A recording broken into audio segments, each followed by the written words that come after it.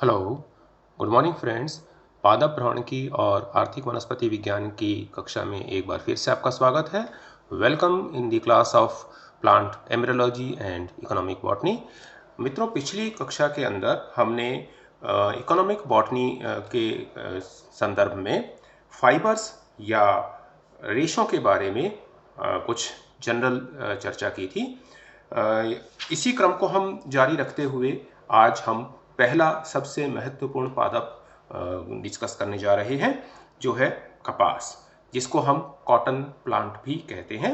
इसका botanical name Gossypium species है। इसके अलग अलग प्रजातियां हैं। इसका वर्नाकुलर या देशी नाम है कपास, और अंग्रेजी में इसको हम कॉटन भी कहते हैं, और ये मालवेसी कुल का एक सदस्य है। मित्रों, कपास विश्व का सबसे महत्वपूर्ण फाइबर या रेशा पादप है। मनुष्य द्वारा इसके उपयोग में संदर्भ ग्रीस व रोम के प्राचीन साहित्य में भी मिलता है। लगभग 1500 बिफोर क्राइस्ट में रचित हिंदुओं के सबसे पुराने ग्रंथ ऋग्वेद में भी सूत के नाम से कपास रेशे का उल्लेख मिला है। लगभग 3000 वर्ष तक, यानी 1500 बिफोर क्राइस्ट से 1500 आफ्टर क्राइस्ट, भारतवर्ष कपास तथा संबंधित उत्पादों के निर्माण का प्रमुख केंद्र रहा। विश्व में भारत में निर्मित अत्यंत मुलायम तथा पतला कपड़ा, जिसको ढाका मलमल या ढाका मसलिन या ढाका मुस्लिन अलग अलग नाम से, जो कि विश्व प्रसिद्ध है, ये बनता था। यद्यपि भारतवर्ष से कपास का 600 आफ्टर क्राइस्ट में चाइना तथा मिस्र या इजिप्ट में भी ये इंट्रोड्यूस हुआ, परंतु इन देशों में इसकी टेक्सटाइल फाइबर के रूप में खेती 1300 से 1400 after Christ, after death of Christ शुरू हुई।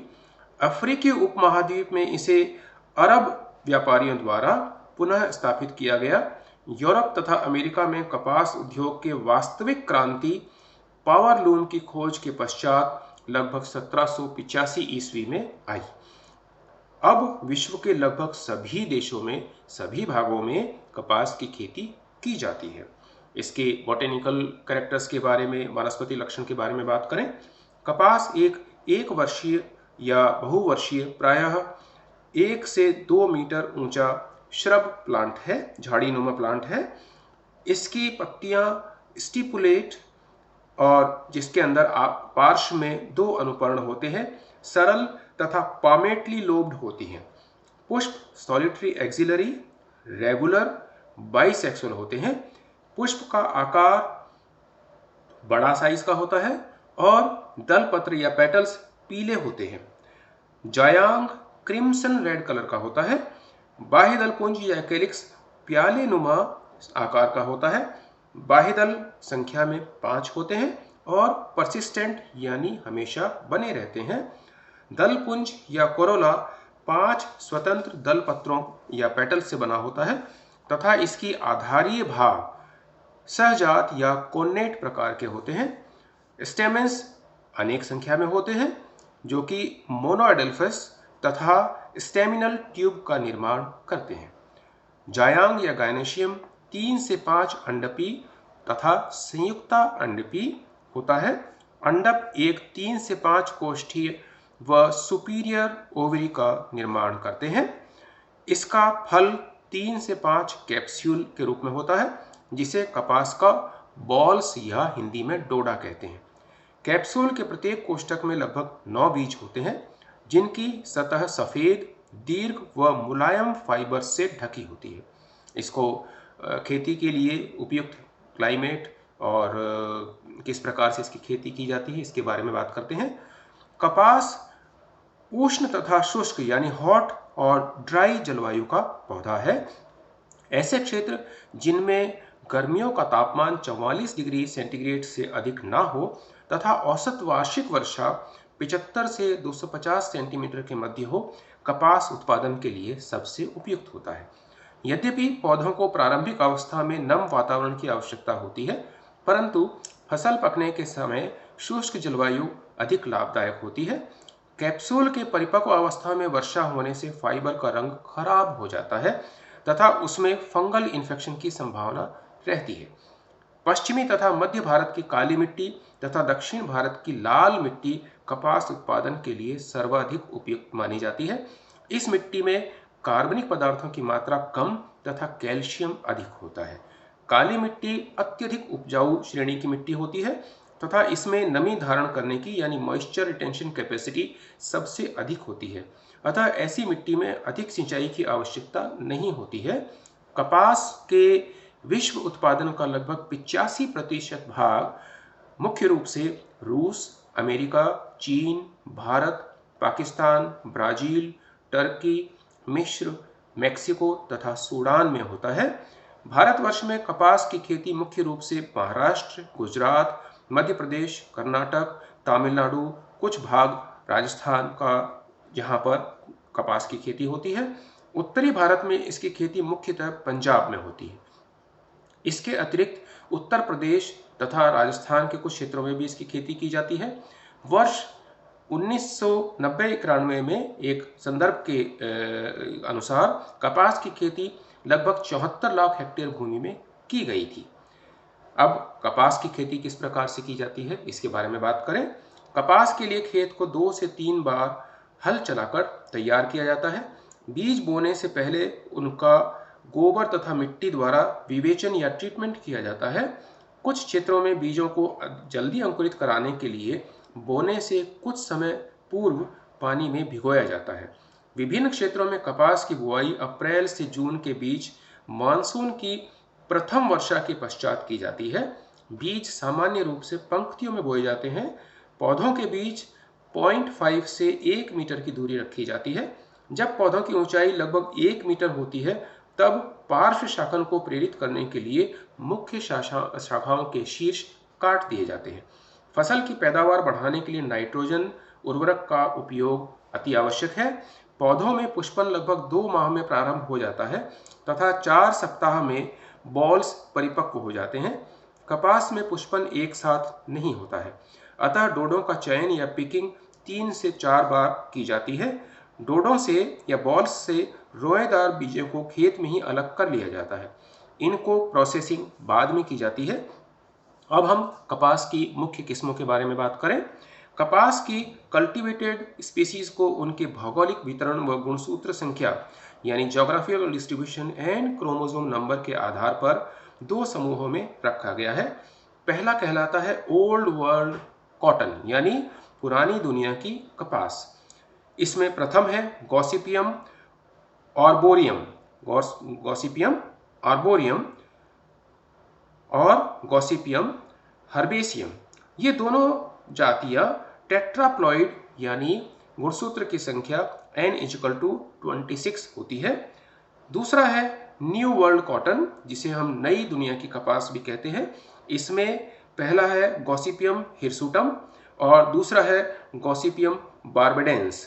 ये दोनों प्रजातियां द्विगुणित होती हैं अर्थात गुणसूत्रों की संख्या n=13 होती है। अब हम एक एक करके इनको लेते हैं। पहला है गॉसिपियम आर्बोरियम जिसको हम सीलोन कॉटन या चाइनीज कॉटन, ट्री कॉटन या ओल्ड वर्ल्ड कॉटन इन 4 नामों से अलग अलग स्थानों पर इसको जाना जाता है। इस जाति का उद्भव संभवतः इंडो चाइना क्षेत्र में हुआ।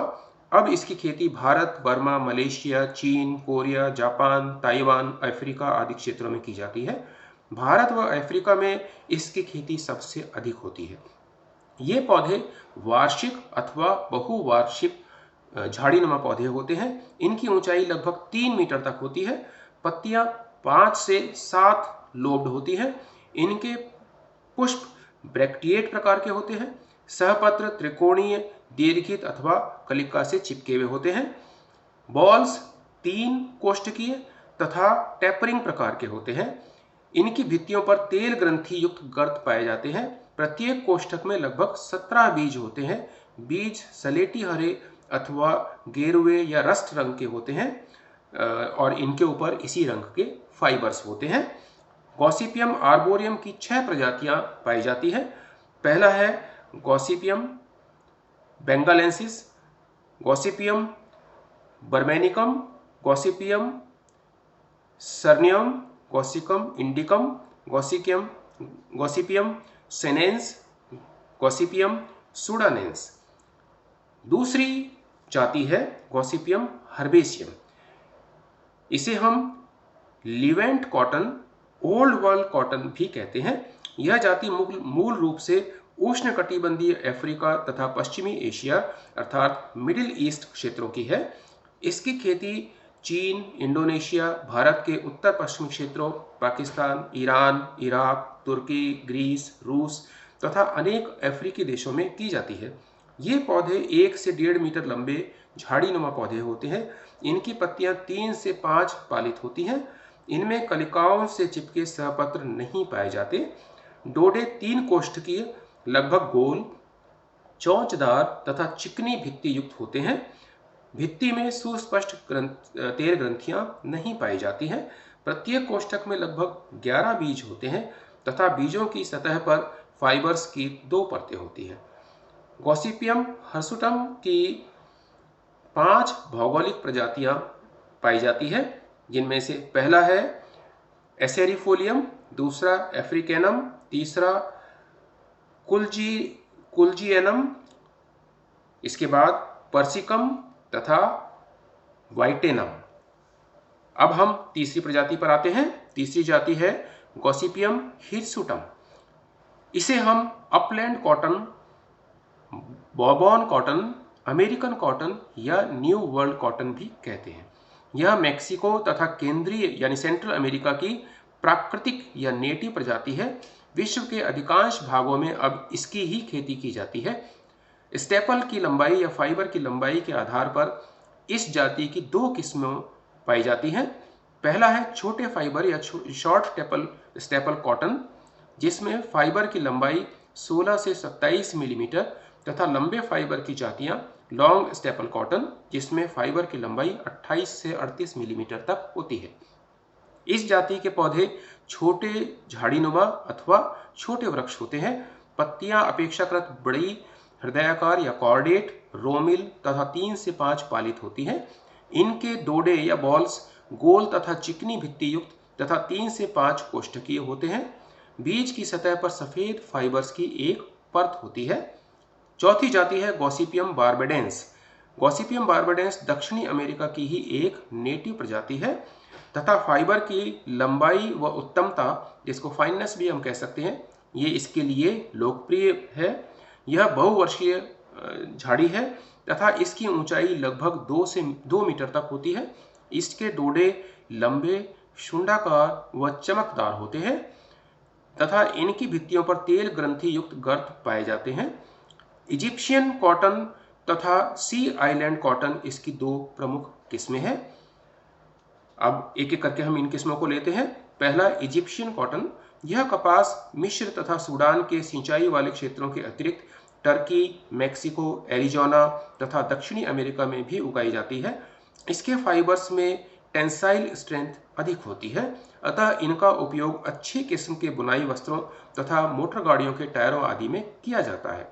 दूसरा है सी आइलैंड कॉटन। इस जाति का या इस प्रजाति का विस्तार इसके उद्गम क्षेत्रों से वेस्ट इंडीज के द्वीपों को हुआ, अतः इसे समुद्री द्वीप कपास भी कहते हैं। इसकी खेती मुख्य रूप से वेस्ट इंडीज तथा अमेरिका में की जाती है। इसके फाइबर प्रायः सफ़ेद, रेशमी व चमकदार होते हैं तथा रेशों की लंबाई या स्टेपल्स की लंबाई 38 से 51 मिलीमीटर तक होती है। ये फाइबर इजिप्शियन कॉटन की तुलना में इंफीरियर क्वालिटी या घटिया किस्म के होते हैं।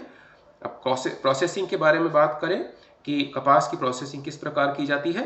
डोडों या बॉल से प्राप्त कपास से धागा यानी यार्न और अथवा थ्रेड बनाने की प्रक्रिया अनेक चरणों में होती है। ये इस प्रकार से है। पहला है जिनिंग। इस प्रक्रिया में खेत से एकत्रित कपास के डोडों से कैप्सूल, भित्ति, मिट्टी तथा अन्य बाहरी पदार्थ हटाकर फाइबर तथा फज यानी रोआ अलग कर लिया जाता है। इसके लिए रोलर जिन अथवा सॉ टाइप जिन का प्रयोग किया जाता है। रोलर जिन इजिप्शियन कॉटन तथा सी आइलैंड कॉटन के लिए उपयोगी है, जबकि सॉ टाइप जिन से गॉसिपियम हिर्सुटम, गॉसिपियम आर्बोरियम तथा गॉसिपियम हर्बेशियम का ओटन या जिनिंग की जाती है। यद्यपि रोलर जिनिंग द्वारा रोए साफ करने की प्रक्रिया अपेक्षाकृत धीमी है, परंतु इससे रोओं की क्षति या नुकसान बहुत कम होता है। दूसरा चरण है बेलिंग या गांठ तैयार करना। जिन से प्राप्त कपास को द्रव चालित यानी हाइड्रोलिक प्रेस से दबाकर बॉल्स के रूप में बांध लिया जाता है। प्रत्येक बॉल का वजन लगभग 226 किलोग्राम अर्थात 500 पाउंड होता है। अगला चरण पिकिंग। कपड़ा मिलों में कपास की गांठों को खोलकर तंतु करपिल या स्कचर में डाला जाता है, जिसमें कपास को भली भांति हिलाकर इससे सभी बाहरी पदार्थ हटाए जाते हैं तथा फाइबर्स को पृथक कर एक चादर में फैलाया जाता है। अगला चरण है कार्डिंग या धुनाई। स्कचर में कपास के कुछ छोटे पिंड या लंप रह जाते हैं। इन लंप को पुनः कार्डिंग मिल्स में डालकर इनसे फाइबर्स पृथक कर लिए जाते हैं। अंतिम चरण है कॉम्बिंग या और ड्राइंग या कंकतीकरण अथवा कर्षण। कॉम्बिंग वह प्रक्रिया है जिसमें छोटे फाइबर्स को अलग किया जाता है तथा ड्राइंग में फाइबर्स को सीधा किया जाता है। उपरोक्त प्रोसेसिंग से कपास की एक ऊन के समान मुलायम पतली चादर प्राप्त होती है। इन्हें विशेष प्रकार की फनल्स से गुजारकर पतली तथा मुलायम पट्टियां तैयार कर ली जाती हैं। इन पट्टियों को स्पूल के चारों ओर लपेटकर आवश्यकता अनुसार मोटा सूत या थ्रेड तैयार कर लिया जाता है। अब इसके उपयोग के बारे में बात करें। कपास का फाइबर या रेशा अत्यधिक मुलायम तथा सुनम्य होते हैं, अतः इनसे बढ़िया किस्म का कपड़ा तैयार किया जाता है। इसके फाइबर्स की टेंसाइल स्ट्रेंथ तथा आयु अधिक होती है, अतः ये गाड़ियों के टायर, मशीनों के पट्टे तथा रोप्स आदि के लिए भी अत्यंत उपयोगी होते हैं। तीसरा, इस फाइबर का मुख्य घटक सेल्यूलोज है। सेल्यूलोज का अवशोषणांक अधिक होने के कारण इसका उपयोग एब्जॉर्बेंट कॉटन तथा अनेक उद्योगों में जिनमें सेल्यूलोज कच्चे माल के रूप में चाहिए होता है। रुई का उपयोग तकिए यानी पिलो, मैट्रेसेस, कुशन्स आदि की स्टफिंग या भराई में भी किया जाता है। कपास के बीजों से प्राप्त तेल, जिसे कॉटन सीड ऑयल या बिनौला तेल भी कहते हैं, खाना बनाने, साबुन बनाने तथा फायर ऑयल के रूप में काम में आता है। बिनौले के छिलकों या कॉटन सीड हल से फाइबर, बोर्ड आदि बनाए जाते हैं। बिनौले की खली या कॉटन ऑयल केक से कपास के बीजों को तेल निकालने के बाद बचा हुआ पदार्थ, जिसे हम कॉटन ऑयल केक कहते हैं, खाद्य व पशु खाद्य स्टॉक फीड के रूप में प्रयोग किया जाता है। कपास की पत्तियां फॉडर के रूप में तथा स्टॉक कागज बनाने के रूप में प्रयोग किया जाता है। भारत में अगर कॉटन इंडस्ट्री की बात करें तो सूती वस्त्र भारत का सबसे बड़ा एकल उद्योग है। भारत में प्रथम सूती वस्त्र की मिल की स्थापना 1818 में कलकत्ता के पास में फोर्ट ग्लॉस्टर में की गई थी। स्वदेशी आंदोलन के कारण सूती वस्त्र उद्योग की तेजी से प्रगति हुई। 1937 में सूती कपड़ा मिलों की संख्या 389 थी, जबकि मार्च 1985 के अंत में 955 मिलें थी। 1947 में सूती धागे का उत्पादन 59.7 करोड़ किलोग्राम और कपड़े का उत्पादन 350 करोड़ मीटर था, जबकि 1985-86 में मिल क्षेत्रों में सूती धागे का उत्पादन 122.1 करोड़ किलोग्राम तथा सूती वस्त्र का 337.6 करोड़ मीटर रहा। इसके अतिरिक्त विकेंद्रीय क्षेत्रों में डिसेंट्रलाइज सेंटर्स पे 912.2 करोड़ मीटर सूती वस्त्र का उत्पादन हुआ। ये कुछ आंकड़े थे जिसके बारे में हमने अभी डिस्कस किया, जिक्र किया। तो मित्रों, आज हमने कपास, उसकी कौन कौन सी वैरायटीज़ और किस प्रकार प्रोसेसिंग और क्या इनका उपयोग है, इसके बारे में आज जानकारी लेने की कोशिश की। उम्मीद है आप सभी को ये समझ में आया होगा। अगली कक्षा के लिए आज हम नमस्ते विश्राम लेते हैं। तो thank you very much for listening the lecture. Have a nice day. Thank you very much.